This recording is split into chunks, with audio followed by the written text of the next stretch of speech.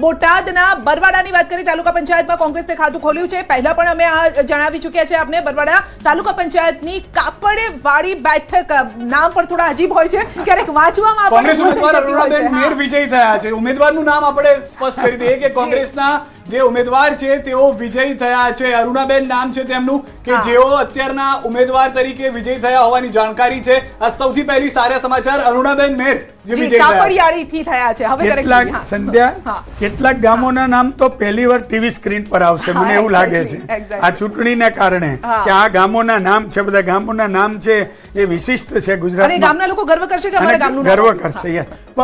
એટલે હું એ કહી રહ્યો હતો કે ભાજપ પર ભરોસો હોવાનું કારણ એક છે કે એ મતદારોને એવું ઠસાવી શકે કે ડબલ એન્જિન સરકાર છે.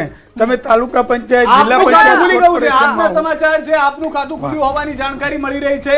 બેઠક જે છે તે અમરેલીથી હોવી જોઈએ. બગસરા તાલુકા પંચાયતમાં આપે ખાતું ખોલાવ્યું છે. બગસરાથી આ સમાચાર મળી રહ્યા છે. તાલુકા પંચાયતની બગસરા બેઠક આપને ફાળે ગઈ છે. તો હવે અન્યનો જે આંકડો છે એ તાલુકા પંચાયતમાં દકુભાઈ ગાજીપરાનો વિજય થયો છે. આપ ઉમેદવાર ખાતું ખોલાવતા જોવા મળી રહ્યા છે. અહીંયા આગળ કોંગ્રેસ અને ભાજપની વાત હતી, પરંતુ આપ પણ પોતાની થોડી જવાબદારી જે છે તે અહીંયા નિભાવતું જોવા મળી શકે છે. પાટણ પાલિકા વોર્ડ નંબર 1 ની ગણતરી પૂર્ણ થઈ ચૂકી છે. વોર્ડ નંબર 1 ની ગણતરી પૂર્ણ થઈ છે અને પાટણ પાલિકા વોર્ડ નંબર 1 માં હવે શું પરિણામ આવે છે તે જોવાનું રહેશે. રૂઝાન તો અમે બતાવી રહ્યા છે, જ્યાં પરિણામ પૂર્ણ થયા છે તે પણ અમે આપને બતાવીશું. જામનગર બેલેટ પેપરમાં બીજેપી આગળ, કારણ કે શરૂઆત બેલેટ પેપરથી થઈ છે, ત્યારબાદ ઈવીએમ ખુલશે. 63 બેઠકોમાં બીજેપી જામનગરમાં આગળ અહીંયા દેખાઈ રહી છે. તો આ સાથે ગીર સોમનાથના ઉના પાલિકા વોર્ડ 1 માં ભાજપના ફાળે ગયા હોવાના સમાચાર જોવા મળી રહ્યા છે. ઉનાની અંદર ભાજપના 4 ઉમેદવારો વિજયી થઈ ગયા હોવાની જાણકારી મળી રહી છે. પેનલ નથી તૂટી, 4 ઉમેદવારો વિજયી થયા છે. ઉના પાલિકાના વોર્ડ નંબર 1 ની વાત છે.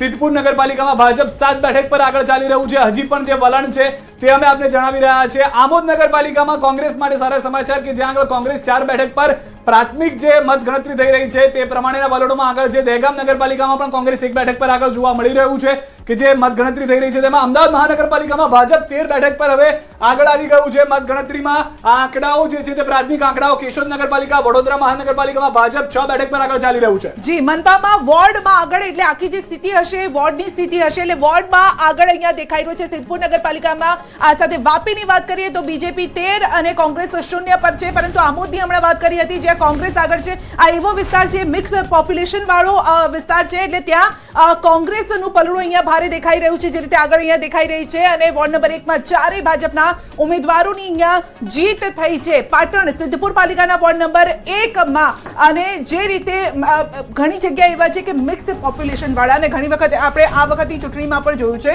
કે લઘુમતી સમાજના લોકો આગળ આવીને આ વખતે મતદાન કર્યું છે. વધારે પડતા લોકો, લાઈન જોરદાર જોવા મળી હતી. ગુજરાતના તમામ સમાજના જે કાંઈ પણ ગુજરાતના મતદારો હોય તે તમામ લોકોએ આ વખતે ગુજરાતની અંદર નાના ગામડાઓ હોય, જિલ્લાઓ હોય, તેમાં તેના પોતાના જે કાંઈ પણ શહેર હોય કે એને વિસ્તારના જે સમસ્યાઓના પ્રશ્નો હતા એ ખૂબ મોટા પ્રમાણમાં હતા. તમારી ટીવી ચેનલોના માધ્યમથી તમારે પણ રિપોર્ટો આવ્યા છે, એની અંદર પણ તમારી વસ્તુઓ જે ચાલી છે એની અંદર જે કાંઈ પણ પ્રશ્નો હોય એ પ્રશ્નોની અંદર સરકાર તેને પૂરા કરવામાં નિષ્ફળ ગઈ છે. એની સાથે સાથે જે અમારા ઉમેદવારો છે, જેમ જેમ સમય આગળ વધતો જશે તેમ તેમ પરિણામોમાં તમે જુઓ ધીરે ધીરે પરિણામ થોડું બદલાતું જોવાઈ રહ્યું છે. એની અંદર અમે ધીમે ધીમે, એવું તો નથી ને કે અમુક કામ અધૂરા રાખ્યા હોય કે તમે અમને જીતાડો પછી આ કામ પૂરા કરીશું? એવું નથી બેન. જનતાને વિશ્વાસ છે કે કોઈ પણ સમસ્યાનું સમાધાન ભારતીય જનતા પાર્ટી પાસે છે. કોંગ્રેસ માત્ર નકારાત્મક અને વિરોધની રાજનીતિ કરે છે. કોંગ્રેસ પોતાની હારને પણ સ્વીકારી શકતી નથી. હંમેશા ભારતીય જનતા પાર્ટી પર પોતાની હાર, કોંગ્રેસે ખાતું ખોલ્યું છે. ભરૂચથી સમાચાર. આમોદ પાલિકાની અંદર વોર્ડ નંબર 1 માં કોંગ્રેસની પેનલ જીતી ગઈ છે. મોટા સમાચાર મળી રહ્યા છે અહીંયા આગળ. ભરૂચથી સમાચાર. આમોદ પાલિકામાં કોંગ્રેસે પોતાનું ખાતું ખોલાવી દીધું છે. આખી પેનલ જીતી હોવાની પ્રાથમિક જાણકારી હાલમાં મળી રહી છે. જી, પરંતુ આ એવા વિસ્તારો છે સિદ્ધાર્થ કે જ્યાં AIMIM પણ સક્રિય જોવા મળી હતી. નરેશભાઈ, કદાચ આપને ખ્યાલ હશે કે આ વખતની ચૂંટણીમાં આ વખતે શું છે કે ત્રિપક્ષીય જંગ આમ સીધી રીતે તમને ન દેખાય, પણ સ્થાનિક સ્તરે જે ઉમેદવારોની પસંદગી છે એ ઉમેદવારોની પસંદગીમાં આપણને એવું સ્પષ્ટ રીતે, એટલે સ્થાનિક લોકોને જણાય આવે કે આપણે કોને મત આપવાનો છે. એટલે એને કારણે આ થશે. મારે એક વાત પૂરી કરવી છે. ભાજપમાં ભરોસાની જે વાત હતી, હવે કોંગ્રેસે એમણે જન આક્રોશ યાત્રા કાઢી, એક સારું પગલું વિપક્ષ તરીકેનું. હું એને એક સારું પગલું એટલા માટે સમસ્યાઓ તો અનેક છે. કેટલાય પુલ તૂટ્યા છે, કેટલા બધા સડકના તાલુકા પ્રોબ્લેમ છે. પંચાયત ભાખડની આપણે વાત કરી રહ્યા છે. ભાજપ ઉમેદવારની 704 ની લીડથી 704 મતની લીડથી અહીંયા જીત થઈ છે. ટ્રેન્ડ્સ અમે આપની સામે મૂકી રહ્યા છીએ. ક્યાંક જીત બીજેપીની થઈ રહી છે, કોંગ્રેસ ક્યાંક કહેવાય ને કે ઠુચકે આગળ વધી રહી છે. અને એ પણ અહીંયા કેશોદમાં પણ ખાતું ખોલ્યું છે. ભાજપની વોર્ડ નંબર 1 માં ભાજપની પેનલની જીત અહીંયા જોવા મળી રહી છે. જૂનાગઢ કેશોદ નગરપાલિકામાં ભાજપે ખાતું ખોલ્યું છે.